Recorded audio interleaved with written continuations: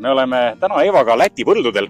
Tulime siia lõunanaabrite juurde vaatama, et kuidas neil asjad on, kas nad on oma väetamisega jõudnud kaugemale. Ja me teame ju see, et meil kõik need tööd ootavad kohe-kohe ees, mida nemad võib-olla nädalakese varem on teinud. Ja me eelmine kord rääkisime esimese ringi väetamisest, NPK ja lämmastik väetamisega. Ja me oleme jõudnud sinna, et nüüd peaks tulema see põhimine väetamisring, see kõige olulisem, mis paneb meil suuresti paika. Saagi ja põllumehel on see iga-aastane küsimus. Mis normiga ma lähen, millal ma pean sinna peale minema, mis tootega ja mida me siit võiksime põllumehele soovitada? Esiteks, millal? Unustame ära kalendri ja jälgime taimede kasvufaasi.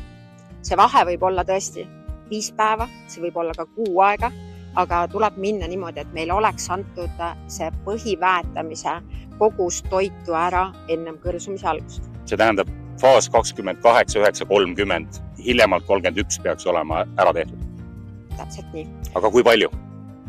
Teisena siis, see on, nagu ütleb, põhiväetamine, see on kõige suurem toitainete kogus, mis me anname sellepärast. Sel hetkel teie hakkate ka nägema, kuidas siis taim hakkab ehitama biomassi üles ja saagikust.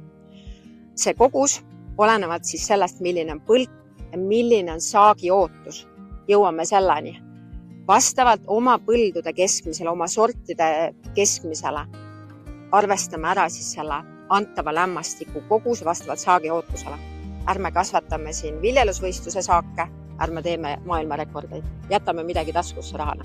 Täpselt nii, sest et siis, kui on sellised ajad, et väetiste hind on kõrge, me peame seda enam seda vaatama, et kas me läheme siin 170-80 kilo või läheme 140-50 kiloga ja läheme pigem seda kindlat 6 tonni võtma põllu pealt, mitte riski peale ja ehk annab, sest me kunagi aastat ei tea ette. Küll aga võiks olla antud selleks hetkeks vähemalt 70% planeeritavast kogusest. Et kui sul ongi mõte selline näiteks 150 minna, siis 110-120 kilo võiks selleks hetkeks lämmastikku ära anda. Aga mis vormist teda anda?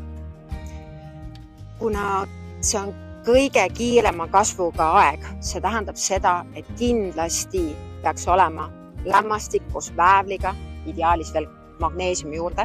See tähendab seda, et me kasutaks NS-väetist, kui me läheme andma AN-väetist, siis juurde magneesiumsulfaat või mingi teine väävlit sisaldav toode. Täpselt nii.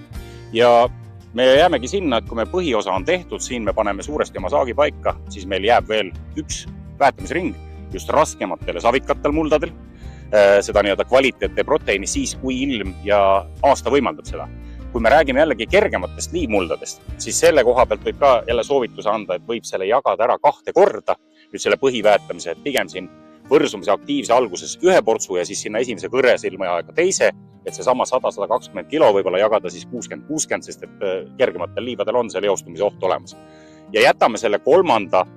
ja kõige viimasega, siis 3. või 4. vastavalt raskele või kergele mullale, jätame selle nagu küsimärgiga, kui aasta on hea, me lähme seda tegema, aga sellest me räägime juba oma järgmistes videotes.